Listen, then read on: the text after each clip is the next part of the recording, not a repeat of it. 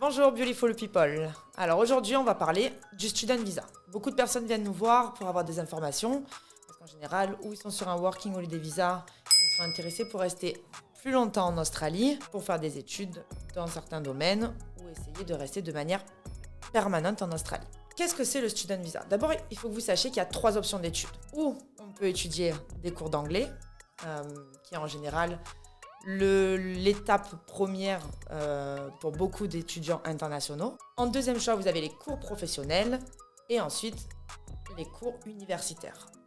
Alors, je vais un peu vous expliquer brièvement les différences dans les 3 domaines, surtout au niveau de la présence en classe et des prix. Parce qu'en général, c'est ça qui est toujours l'information importante pour les jeunes. Alors, pour commencer avec les cours d'anglais. Les cours d'anglais, ce sont des cours d'anglais intensifs. Donc, on doit aller à l'école 20 heures par semaine. 20 heures par semaine, ça veut dire 4 x 5 font 20. Il y a en général 2 options de programme où on va à l'école 4 heures par jour, 5 jours par semaine, donc du lundi au vendredi, qui sont des demi-journées. Donc, en général, ça va être entre 8h, 8h30 jusqu'à 13h. Et puis après, vous aurez aussi des options de 5 heures par jour. Donc en général, les écoles proposent 1 heure en plus après la pause déjeuner, mais par contre du lundi au jeudi, ce qui va faire 4 jours par semaine. Donc ça, ce sont les 2 options de cours les plus populaires, on va dire. Après, nous avons certaines écoles qui proposent des cours intensifs sur 2 jours et demi. D'accord? Donc, en général, les cours les plus communs vont être, par exemple, le lundi et le mardi de 8h30 jusqu'à 17h, 17h30, et une demi-journée pour la 3e jour. Donc, certaines personnes préfèrent cette option d'études parce que ils peuvent travailler à côté et d'autres peuvent se concentrer sur les cours sur 2 jours par semaine. Donc ça, ce sont au niveau des plages horaires sur les cours d'anglais. Au niveau du prix, alors, le prix, les cours se comptent par semaine, ce qui veut dire qu'on a une bonne flexibilité. On peut commencer à étudier en général. Certaines écoles acceptent un minimum de 2 semaines. Après, pour être franche, il vaut mieux commencer avec 1 mois parce que seulement en 2 semaines, c'est dur de voir une progression au niveau des cours d'anglais. Mais on peut aller à étudier jusqu'à 52 semaines. En général, c'est 1 an. Quand on étudie 1 an de cours intensifs en anglais, on ressort avec un très bon niveau.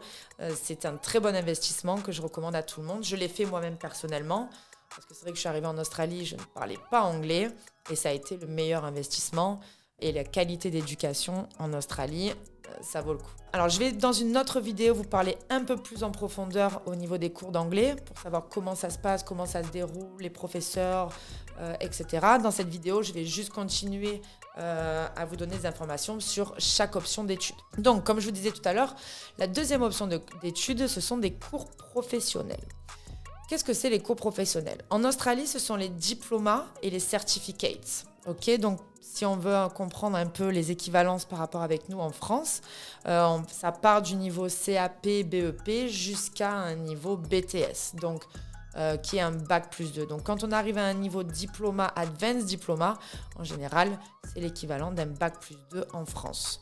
Alors, les certificats et les diplomas, là, c'est différent par rapport au niveau des cours d'anglais. C'est que ce sont en général des cours qui durent 6 mois ou 1 an. Ça dépend des écoles. Mais en général, quand vous commencez au niveau le plus bas jusqu'au niveau le plus haut, ça fait 2 ans en général. Voilà, donc les cours au niveau de la présentielle. Les cours en général sont de 1 jour à 2 jours par semaine, parfois jusqu'à 3 jours par semaine, ça dépend. Mais par rapport à nous en France, on est habitué à un système éducatif très soutenu où on va aller en cours du lundi au vendredi de 8h à 17h30.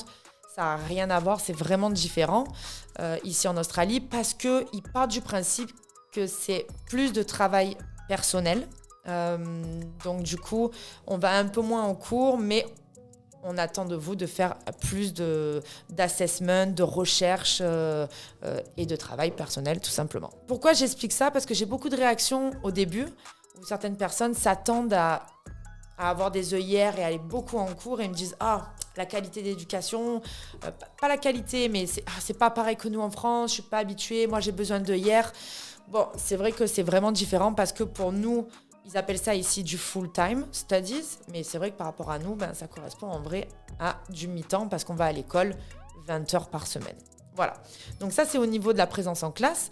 Au niveau des prix, le prix va être différent. En général, je vais vous donner une moyenne par an, c'est entre 4 500 et jusqu'à 10 000 $ par an. Ça dépend de la qualité, de la location.